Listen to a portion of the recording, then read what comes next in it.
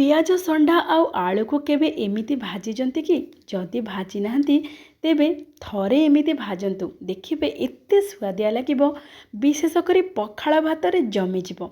आपण माने चाहिए एई भजा को रुटी परोटारे भी खाई परिबे, बहुत बढ़िया लागिबो। दर्शक बंधु समस्तंकु करूची मु प्रणिपात माँ गेलु हांडीशाल को आपण मानकु बहुत बहुत स्वागत। आज छोट आलू आउ पियाज षंडारे जबरदस्त भजाटे आसंतु करबा प्रस्तुत। दर्शक बंधु पियाज षंडा एबे बहुत मात्रा रे मिलुची, जेहेतु शीत दिन सरीबा आगरु आपण माने थरे एमिति भजा प्रस्तुत करंतु। देखिबे पखाळ भात हो, गरम भात हो, रुटी परोटा सबुथिरे बढ़िया लागिबो। आउ ए शीत दिन रे छोट छोट आलू भी बढ़िया मिले। आपण माने ए छोट आलू को पियाज षंडारे मिसेकी एमिति निश्चय थरे भाजंतु।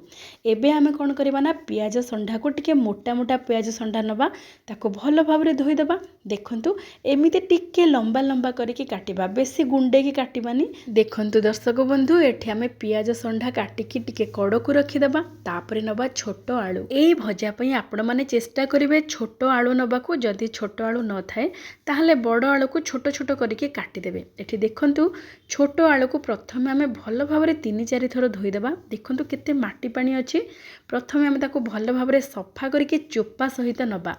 जेहेतु चोपा सहित आमे भाजिबा सेति पई आपण माने भल भाबरे आलू को परिष्कार करके धोइबे। एबे देखंतु आमे छोट आलू को मझिरु 2 खंड करके काटी देबा। आ प्रति फाळ को एठी 4 खंड करके काटिबा।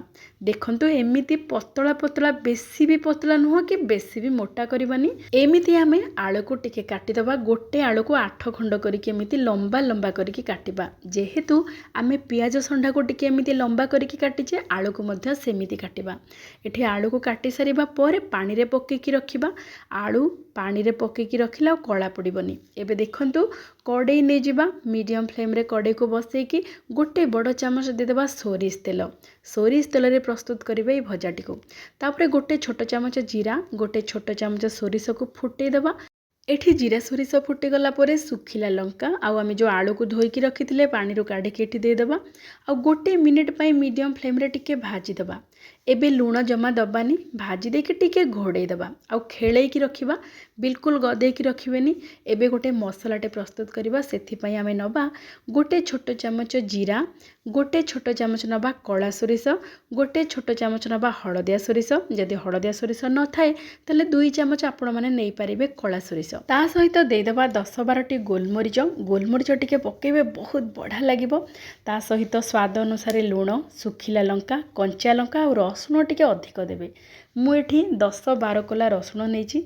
रसुण देकी भल भाबरे आपण माने कोन करिवे ना, प्रथमे गुंड कर देबे, जहा फଳରେ कि मसला सब टिके गुंड हो जिवो। तापरे पानी पकेकी चिकन करके बाटी देबे। सेई भितरे देखंतु 2-3 minute low to medium flame रे एठी आलू टिके हल्का सिझी जाईची, माने 50 to 60% सिझी जाईची एठी आलू। एबे आमे कोन करबा ना, आलूरो ठीक मझिरे गोटे एमिति जागा तैयारी कर देबा।